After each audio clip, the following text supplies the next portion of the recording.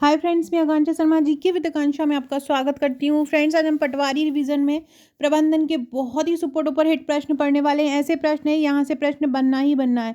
सभी important fact, किसने क्या कहा था, सभी चीज़ें मैं इसमें कराने वाली हूँ।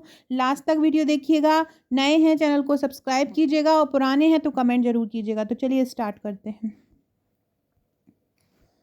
पहला क्वेश्चन है, सामंजस्य के सिद्धांतों का वर्णन किसने किया था। याद रखना, सामंजस्य के सिद्धांत पूछ रहे हैं। सामंजस्य के सिद्धांतों का वर्णन किसने किया था? हेनरी फ्योल ने। सामंजस्य के सिद्धांत का निर्माण किसने किया था? हेनरी फ्योल ने। मैंने आपको ट्रिक बताई थी एक, कि फ्योल से आपको याद रखना है कि कोई फाइल है। अब फाइल क्या होती है? फाइल ऐसे बीच में से उसमें वो लगा होता है, पाइप लगा हुआ होता है और आपको एक फ़ाइल बनानी होती है, मतलब आपको उस फ़ाइल में सामंजस्य बिठाना होता है। तो फ़ाइल में सामंजस्य बिठाना होता है तभी वो एकदम परफेक्ट फ़ाइल बन पाती है। तो ऐसे याद रख लीजिएगा कि सामंजस्य के सिद्धांतों का वर्णन किसने किया है? हेनरी फ्योल ने किया है। दूसरा है, तालमेल हासिल करने के लिए 4 रास्ते किसने बताए हैं? तालमेल, प्रबंधन में एक दूसरे के साथ तालमेल बिठाने के लिए 4 रास्ते बताए हैं। तो ये किसने बताए हैं? मैकफ्लैंड ने बताए हैं। मैकफ्लैंड ने तालमेल हासिल करने के लिए कितने रास्ते बताए हैं? 4। ये भी याद रखिएगा। आपसे पूछ सकते हैं कि प्रबंध में तालमेल हासिल करने किसने 4 रास्ते बताए हैं? मैकफ्लैंड ने बताए हैं। समन्वय कितने प्रकार का होता है? समन्वय 2 प्रकार के होते हैं, एक होता है आंतरिक और एक होता है बाहरी। समन्वय कितने प्रकार के होते हैं? 2 प्रकार के, आंतरिक और बाहरी समन्वय। प्रशिक्षण किस प्रकार की प्रक्रिया है? तो प्रशिक्षण अल्पकालीन प्रक्रिया है। स्टाफिंग का संबंध संगठन के उन सभी सदस्यों के प्लेसमेंट, वृद्धि तथा विकास से है। इनका कार्य अन्य व्यक्तियों के प्रयत्नों के द्वारा चीज़ों को करवाना है। यह कथन किसने कहा था? कि प्रबंधन का कार्य व्यक्ति के दूसरे व्यक्तियों से काम को करवाना है, चीज़ों को करवाना है। ये किसने कहा था? थियो हेमन ने बोला था। नियुक्तिकरण की प्रक्रिया में कितने कदम उठाए जाते हैं? नियुक्तिकरण की प्रक्रिया में 6 कदम उठाए जाते हैं। नियुक्तिकरण की प्रक्रिया में कितने कदम उठाए जाते हैं? 6 कदम नियुक्तिकरण की प्रक्रिया में उठाए जाते हैं।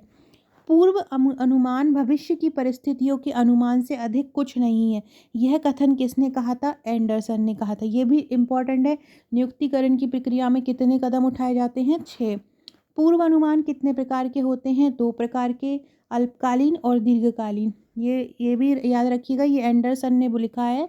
क्या लिखा है एंडरसन ने? क्या बोला है कि पूर्व अनुमान भविष्य की परिस्थितियों के अनुमान से अधिक कुछ नहीं है। अगला क्वेश्चन है, डेल्फी तकनीक क्या है? तो डेल्फी तकनीक पूर्व अनुमान की गुणात्मक तकनीक है। पूर्व आपसे पूछें कि डेल्फी तकनीक पूर्व अनुमान की कैसी तकनीक है? मात्रात्मक है, गुणात्मक है, संख्यात्मक है? तो डेल्फी तकनीक कैसी है? गुणात्मक तकनीक है। कैसी तकनीक है डेल्फी?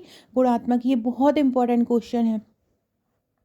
प्रबंधकीय लेखांकन उन लेखांकन सूचनाओं से संबंधित है जो कि प्रबंध के लिए उपयोगी है। किसने कहा है? एंथनी ने कहा है। अब आपसे क्वेश्चन आएगा कि प्रबंधीय लेखांकन को सूचना से संबंधित किसने कहा है? या आपको ऐसे याद रखना है कि एंथनी थे, एंथनी ने कहा है कि जो प्रबंधकीय लेखांकन होता है वो सूचनाओं से संबंधित होता है। प्रबंधकीय लेखांकन किससे संबंधित होता है? सूचनाओं से संबंधित होता है। उन सूचनाओं से संबंधित होता है जो कि प्रबंध के लिए उपयोगी हैं। तो आपको कुछ ना कुछ रिलेट करके याद रखना पड़े। एक प्रबंध कर लो, एक सूचना कर लो और एंथनी कर लो। प्रबंध की सूचना किससे संबंधित है? एंथनी से। तो यहाँ पे आ जाए प्रबंध की लेखांकन और सूचना आ जाए तो वहाँ आपको एंथनी लगा देना है। सूचना आ जाए जहाँ पे, वहाँ क्या लगा देना है? एंथनी लगा देना है। चालू अनुपात शोधन अथवा अनुपात होता है। चालू अनुपात शोधन अनुपात होता है। चालू अनुपात जो होता है उसको शोधन अनुपात भी बोलते हैं। चालू परिसंपत्तियों तथा चालू दायित्व के अनुपात को चालू अनुपात कहते हैं। किसके? चालू परिसंपत्तियों तथा चालू दायित्व का अनुपात चालू अनुपात कहलाता है। आदर्श चल अनुपात कितना होता है? आदर्श चल अनुपात होता है 2:1। आदर्श चल अनुपात कितना होता है? 2:1 होता है आदर्श चल अनुपात। ये भी बहुत इंपॉर्टेंट क्वेश्चन है। प्रबंधकीय लेखांकन का सबसे पहले प्रयोग कब हुआ था? प्रबंधकीय लेखांकन का सबसे पहले प्रयोग हुआ था 1950 में। स्थैतिक विश्लेषण के रूप में किसको जाना जाता है? लंबवत विश्लेषण को। स्थैतिक विश्लेषण के रूप में किसको जाना जाता है? लंबवत विश्लेषण को। स्थैतिक विश्लेषण के रूप में किसको जाना जाता है? लंबवत विश्लेषण को। प्रारंभिक खर्च किस प्रकार की संपत्ति है? प्रारंभिक खर्च एक कृत्रिम संपत्ति है। प्रारंभिक खर्च कैसी संपत्ति है? कृत्रिम। वित्तीय विवरण अभिलिखित तथ्य होते हैं। वित्तीय विवरण में क्या होता है? अभिलिखित तथ्य। परिचालन अनुपात जब बढ़ता है तो परिचालन लाभ क्या हो जाता है? घट जाता है। परिचालन अनुपात जब बढ़ता है तो परिचालन लाभ क्या होता है? घट जाता है। फ्रेंड्स, कल दिन में आपको इंग्लिश की वीडियो लेके आऊँगी। बजट बनाने का पहला चरण होता है विक्रय का पूर्व अनुमान। वास्तविक लागत और प्रमाप लागत के मध्य अंतर को क्या कहा जाता है? वास्तविक लागत और प्रमाप लागत के मध्य अंतर कहा जाता है विवरण। क्या कहा जाता है? विवरण। वित्तीय लेखांकन के जन्मदाता कौन है? वित्तीय लेखांकन के जन्मदाता हैं ल्यूकास पेशियोलो। वित्तीय लेखांकन के जन्मदाता कौन है? ल्यूकास पेशियोलो हैं। पेशियोलो ने वित्त का लेखांकन किया। ऐसे ही कुछ याद करके बना के कर लीजिएगा। पेशियोलो ने लेखांकन वित्त का किया। उत्पाद की अवधारणा का शब्द का सबसे पहले प्रयोग किसने किया? उत्पाद की अवधारणा थियोडोर लेविट लाए। उत्पाद की अवधारणा याद रखिएगा, किसकी अवधारणा? उत्पाद की अवधारणा कौन लाए? उत्पाद की अवधारणा थियोडोर लेविट उत्पाद की अवधारणा को लेकर आए। सबसे पहले ग्राहक की आवश्यकता का अनुपान विपणन में लगाया जाता है। उपयोगिता के समूह का अर्थ होता है उत्पाद। एक उत्पाद के जीवन चक्र में विकास महत्वपूर्ण सब चरण होता है। ग्राहक क्या होता है? ग्राहक बाजार का राजा होता है।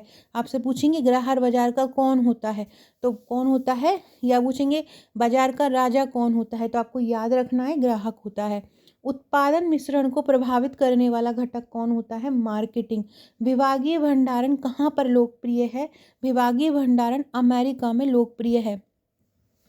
फ्रेंड्स, चैनल पर न्यू है तो सब्सक्राइब जरूर कर लीजिएगा और डिस्क्रिप्शन बॉक्स से व्हाट्सएप, टेलीग्राम, फेसबुक, ट्विटर से जुड़ जाइएगा। और पुराने हैं तो ज़रूर कमेंट कीजिएगा, नए हैं तो भी कमेंट कीजिएगा। कमेंट जरूर कीजिएगा, कमेंट से ही मैं आपको जानती हूँ, मुझे पता लगता है कि कौन कौन मेरे वीडियोस देख रहे हैं। तो आप लोग कमेंट जरूर किया कीजिए और वीडियो अच्छा लगे तो अपने फ्रेंड्स में शेयर भी कीजिएगा। एक ही छत के अंतर्गत यह बहुत बड़ा भंडार है। प्रबंधन जो है वो एक ही छत के अंतर्गत बड़ा भंडार, ये किसने कहा? जेम्स स्टीफेंसन ने बोला। किसने बोला? जेम्स स्टीफेंसन ने बोला। बट्टा दो प्रकार का होता है, एक होता है व्यापारिक और एक होता है नगद। वित्तीय निर्णय तीन प्रकार के होते हैं। कौन कौन से होते हैं वित्त के निर्णय? एक तो होता है निवेश, इन्वेस्टमेंट वाला निर्णय। दूसरा होता है इन्वेस्टमेंट कर दिया, अब उसको बढ़ाए कैसे, तो वित्त पोषण निर्णय। तीसरा होता है लाभांश, अब लाभ की नीति को कैसे अपनाया जाए। तो इस प्रकार से वित्तीय निर्णय तीन प्रकार के होते हैं: निवेश निर्णय, वित्त पोषण निर्णय और लाभांश नीति निर्णय। वित्तीय उत्तोलन समानार्थी होता है किसके? समता पर व्यापार के। अल्प पूंजीकरण का उपचार ऋण पत्रों का शोधन करके किया जाता है। अल्प पूंजीकरण का उपचार कैसे करते हैं? ऋण पत्रों का शोधन करके। पूंजी ढांचे के निर्माण में पूंजी की लागत पर ध्यान दिया जाता है। लाभांश वितरण कंपनी अधिनियम की धारा 205 के तहत होता है। लाभांश कैसे होता है? धारा 205 के तहत। मध्यदत्तीकरण दत्तीकरण का एक प्रकार नहीं है।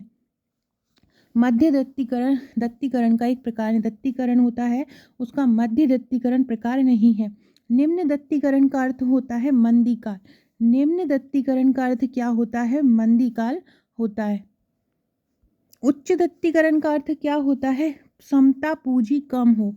निम्न का होता है मंदीकाल और उच्च का होता है समता पूंजी कम है। लीवरेज एक प्रबंधन में एक शब्द का यूज़ किया जाता है, लीवरेज। तो लीवरेज का अर्थ होता है प्रभावशीलता। क्या होता है लीवरेज का अर्थ? प्रभावशीलता होता है।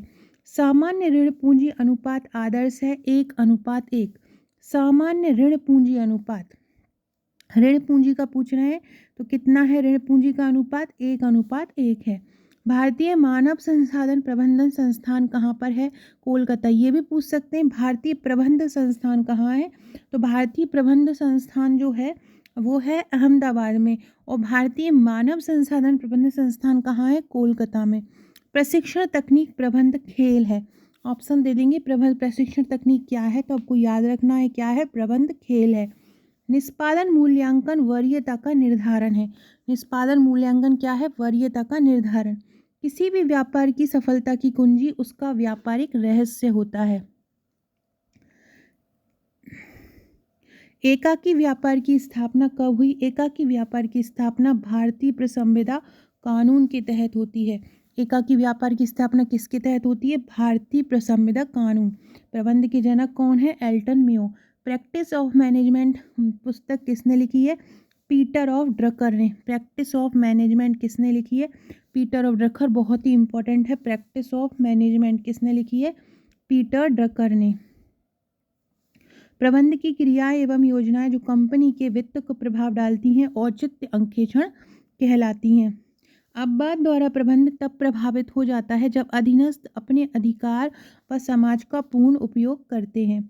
जिन संस्थाओं में कार्य नैतिक प्रकृति का होता है वो कौन से संगठन होते हैं? रैखिक संगठन होते हैं। नियोजन प्रबंध का आधारभूत कार्य। आपसे पूछेंगे कि प्रबंध का आधारभूत कार्य क्या होता है, तो नियोजन है। प्रबंध के कार्यों का सबसे पहले स्पष्टीकरण किसने दिया था? लूथर गुलिक ने दिया था। सबसे पहले प्रशासन और प्रबंधन में अंतर किसने बताया? ओलिवर सेल्डन ने बताया। चेक क्या है? चेक एक विनिमय पत्र है। प्रबंध यह जानने की कला है कि क्या करना है, उसे करने का सर्वोत्तम और सुलभ तरीका क्या है। ये किसने बोला है? ये टेलर ने बोला है। मूल्यह्रास स्थायी संपत्ति पर लगाया जाता है कब? हर वर्ष लगाया जाता है। 5C क्या होता है? देखो 5C होते हैं विपणन कंपनी के विपणन प्रबंध के तत्व होते हैं 5C। इसमें क्या होता है 5C में? एक होता है सबसे पहले ग्राहक मतलब कस्टमर, दूसरा होता है प्रतियोगी कॉम्पिटिटिव, और अगला होता है सहयोगी,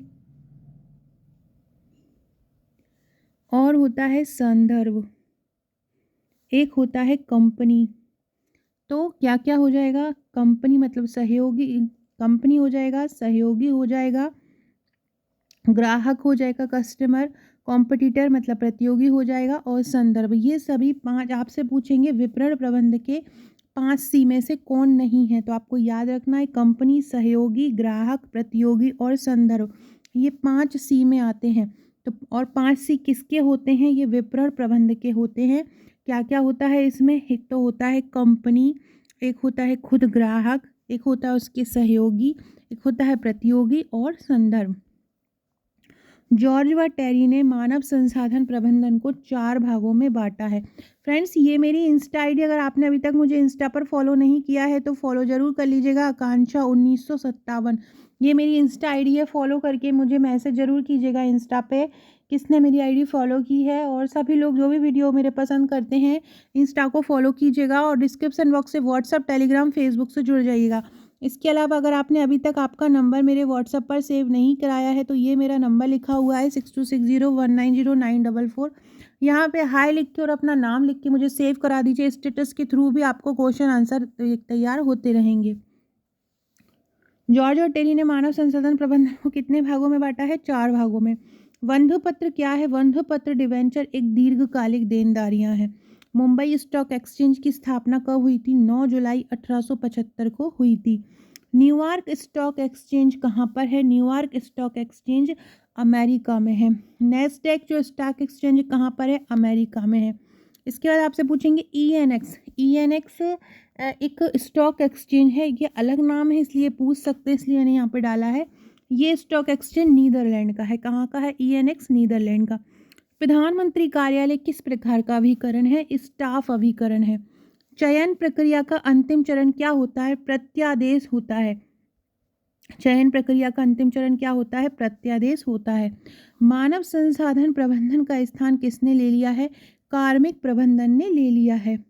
व्यक्तिगत अवलोकन नियंत्रण का एक रूप है। व्यक्तिगत अवलोकन किसका रूप है? नियंत्रण का।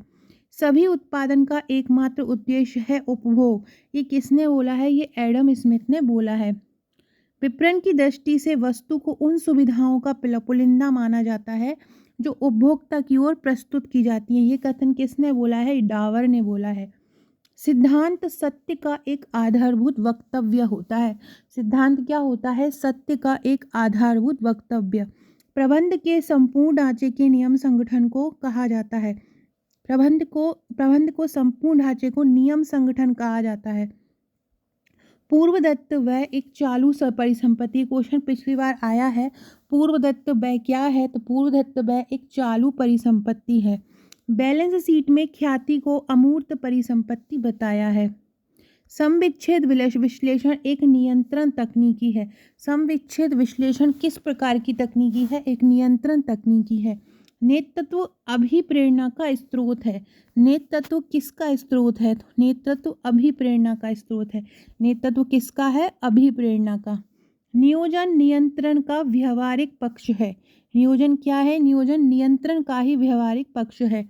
भारतीय साझेदारी अधिनियम कब आया है? 1932 में आया है।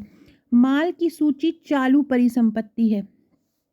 साझेदारी अधिनियम कब आया? 1932 में। और माल की सूची कैसी है? चालू परिसंपत्ति है। प्रबंध विकास कार्यक्रम की धुरी है। ये स्वयं अभिप्रेरणा से होता है। प्रबंधन विकास के कार्यक्रम की धुरी है। ये मतलब कैसे होता है? ये स्वयं अभिप्रेरणा से होता है। सक्रिय प्रबंधन निर्देशन को कहा जाता है। सक्रिय प्रबंध किसको बोला जाता है? निर्देशन को। आपसे पूछेंगे कि सक्रिय प्रबंध किसको कहा जाता है? तो सक्रिय प्रबंध निर्देशन को कहा जाता है। विपणन विचार प्रबंध का वह दर्शन है जो विभिन्न क्रियाओं का मार्गदर्शन करता है। यह कथन किसने कहा है? बैकफील्ड ने कहा है। ये कथन बैकफील्ड ने क्या कहा? कि विपणन विचार प्रबंध का वह दर्शन है जो विभिन्न क्रियाओं का मार्गदर्शन करता है। विपणन मार्गदर्शन करता है, ये किसने किया है? कहा है बैकफील्ड ने किया है। ये बोल याद रखना, बैकफील्ड ने विपणन और मार्गदर्शन की बात कही है। महारत्न कंपनियां कौन सी होती हैं? महारत्न कंपनियां वे कंपनियां होती हैं जिनका लगातार 3 वर्षों में 5,000 करोड़ रुपए से अधिक का शुद्ध लाभ हो तथा 3 साल के लिए औसत वार्षिक शुद्ध मूल्य 15,000 करोड़ रुपए हो। भारत में कितनी महारत्न कंपनियां हैं? भारत में 12 महारत्न कंपनियां हैं, 13 नवरत्न कंपनियां हैं और 74 मिनी रत्न कंपनियां हैं। अनौपचारिक जो संप्रेषण होता है उसकी गति तीव्र होती है। कंपैरिजन में अगर औपचारिक संप्रेषण की बात करें तो उसकी गति होती है निम्न। यदि राम ने नगद माल बेचा है तो प्रविष्ट को कहाँ पर दर्शाया जाएगा? तो प्रविष्ट को रोकड़ वही में दर्शाया जाएगा। यदि राम ने नगद माल बेचा है तो उसको कहाँ पे दर्शाया जाएगा? प्रविष्टि को रोकड़ वही में दर्शाया जाएगा। टेलर ने क्रियात्मक संगठन के लिए 8 तरह की नियुक्तियों पर बल दिया है। टेलर ने क्रियात्मक संगठन के लिए 8 नायकों की नियुक्ति पर बल दिया है। याद रखिएगा, टेलर का पूछ सकते हैं कितने लोगों की नियुक्ति का बल दिया है क्रियात्मक संगठन के लिए। क्रियात्मक संगठन का सिद्धांत टेलर का है। मैंने जितने भी सिद्धांत थे उनको ट्रिक द्वारा करवाया है आप लोगों को, बहुत ही शानदार तरीके से। अगर नहीं दिखा हो तो वो वीडियो ज़रूर देख लीजिएगा। प्रबंधन टिक करके डालेंगे तो आ जाएगा और डिस्क्रिप्शन बॉक्स में मैं लिंक भी डाल दूँगी, उसमें सभी सिद्धांत आपको ट्रिक द्वारा याद हो जाएंगे। संगठन को सत्ता का औपचारिक ढांचा किसने कहा है? लूथर गुलिक ने। संगठन को सत्ता का औपचारिक ढांचा किसने कहा है? लूथर गुलिक ने किया है। तो याद रखिएगा, औपचारिक ढांचा है और यहाँ पे गुलिक है। गुलिक ने औपचारिक ढांचा किया है। ऐसे कुछ भी करके याद कर लीजिएगा। मकान मालिक को चुकाया गया किराया कहाँ पे आता है? रोकड़ खाते में क्रेडिट हो जाता है। अभिप्रेरणा व्यक्तियों की दशा का वह समूह है जो निश्चित उद्देश्य की पूर्ति के लिए निश्चित व्यवहार को स्पष्ट करती है। यह किसका कथन है? यह वुडवर्थ का कथन है। अभिप्रेरणा व्यक्तियों की दशा का वह समूह है जो निश्चित उद्देश्य की पूर्ति के लिए निश्चित व्यवहार को स्पष्ट करती है। किसका है? वुडवर्थ का। वुडवर्थ ने अभिप्रेरणा का सिद्धांत दिया था और क्या बताया था कि यह क्या होता है? निश्चित उद्देश्य की पूर्ति के लिए होता है और निश्चित व्यवहार को स्पष्ट करता है। उर्विक ने प्रशासन के कितने सिद्धांतों की व्याख्या की है, पहचान की है? तो उर्विक ने 8 सिद्धांतों की है और लूथर गुलिक ने 10 सिद्धांत संगठन के बताए हैं। दोनों का याद रखिएगा। उर्विक ने कितने बताए हैं? उर्विक ने 8 बताए हैं और लूथर गुलिक ने 10 सिद्धांत बताए हैं। सामाजिक मनोविज्ञान का संगठन जो है वो अनौपचारिक है, जबकि रचनात्मक कार्यात्मक संगठन एक औपचारिक है। प्रबंधकीय कार्यों की सफलता किस पर निर्भर देखो, ये कहा है कि ये किसने कहा है? कि प्रबंधकीय कार्यों की सफलता कुशल संचार पर निर्भर करती है। कहा है थियो हेमन ने। किसने बोला है? थियो हेमन ने बोला है कि प्रबंधकीय कार्यों की सफलता कुशल संचार पर निर्भर करती है।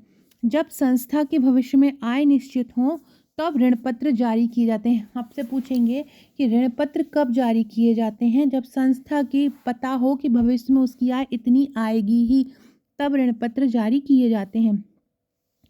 अभिप्रेरणा व्यक्तियों की दशा का वह समूह है जो निश्चित उद्देश्य की पूर्ति के लिए निश्चित व्यवहार को बताती है। किसने बोला है? वुडवर्थ ने बोला है। प्रत्येक खाते के बाएं ओर वाले भाग को डेबिट बोलते हैं। बाएं ओर वाला भाग क्या रहता है? डेबिट, मतलब खर्चा हुआ है, और अर्थात ऋणी कहा जाता है। अब जब खर्चा हुआ है तो मतलब आप ऋणी हो गए हैं।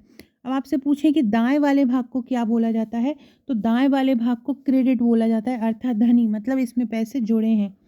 वर्ष के अंत में जो माल व्यापारी के पास बिना बिके रह जाता है उसे क्या बोलते हैं? उसे रहतिया बोलते हैं या स्टॉक भी बोलते हैं। जो बिना माल रह जाता है, बिना माल बिके रह जाता है, बिना बिके रह जाता है, उसको या तो रहतिया बोलते हैं या क्या बोलते हैं? स्टॉक बोलते हैं। खाते 3 प्रकार के होते हैं। खाते कितने प्रकार के होते हैं? 3 प्रकार के होते हैं। दोहरी लेखा प्रणाली पर बुक सबसे पहले कब आई थी? 1994 में आई थी। और कौन लाया था दोहरा लेखा प्रणाली पर बुक? ये लाया था लूकस पैसियोली। कौन आया था? लूकस पैसियोली लाया था। इसमें 3 बही खाता प्रणालियाँ होती हैं। भारतीय बही खाता प्रणाली में किसका उपयोग किया जाता है? भारतीय बही खाता प्रणाली में अधिकतर काली स्याही का उपयोग किया जाता है और यह प्रादेशिक भाषा में लिखे जाते हैं। आपसे पूछेंगे जो भारतीय बही खाता प्रणाली है उसमें किस स्याही का उपयोग किया जाता है? तो काली। इसके बाद अगर आपसे पूछेंगे दोहरी लेखा प्रणाली में किसका किया जाता है, तो दोहरी में नीली का किया जाता है। भारतीय बही खाता प्रणाली में काली स्याही का और दोहरी लेखा प्रणाली में नीली स्याही का। ये दोनों याद रखिएगा, दोहरी में नीली का होता है और भारतीय में काली का होता है। और जो भारतीय बही खाता है जिसमें काली स्याही का उपयोग करते हैं, ये प्रादेशिक भाषा में लिखा जाता है। माल खाता वास्तविक खाता होता है। दोहरी लेखा प्रणाली में प्रयोग किए जाने वाले आय व्यय बैंक खाते को वास्तविक खाता कहा जाता है। दोहरी लेखा प्रणाली में जो प्रयोग किए जाने वाले आय व्यय आने जाने के बैंक के खाते होते हैं उनको क्या बोलते हैं? वास्तविक खाता। बजट का निर्माण कितने वर्गों में करते हैं? 3 वर्गों में करते हैं। क्रियाओं के आधार पर पहला बजट कौन सा होता है? मास्टर बजट होता है। सहायक बजट को कितने भागों में बांटते हैं? सहायक बजट को 4 भागों में बांटते हैं। सहायक बजट कितने भागों में बटा हुआ होता है? 4 भागों में। संगठन के विकास की 3D प्रबंध पद्धति किसका जो 3D पद्धति है वो 2-4 सिद्धांत का संशोधित रूप है। याद रखिएगा किसका है? 2-4 सिद्धांत का। ये सितंबर नहीं करिएगा, यहाँ पे 2-4 आ जाएगा। जो संगठन के विकास की 3D पद्धति है वो 2-4 सिद्धांत का संशोधित रूप है।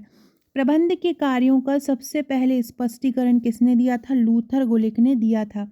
मांस उत्पादन का क्या गुण होता है? मांस उत्पादन का गुण होता है निम्न मात्रा और उच्च विविधता।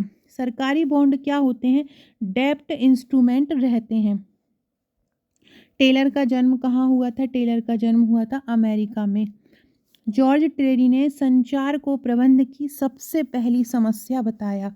किसने बताया? जॉर्ज ट्रेरी ने संचार को प्रबंध की पहली समस्या बताया है।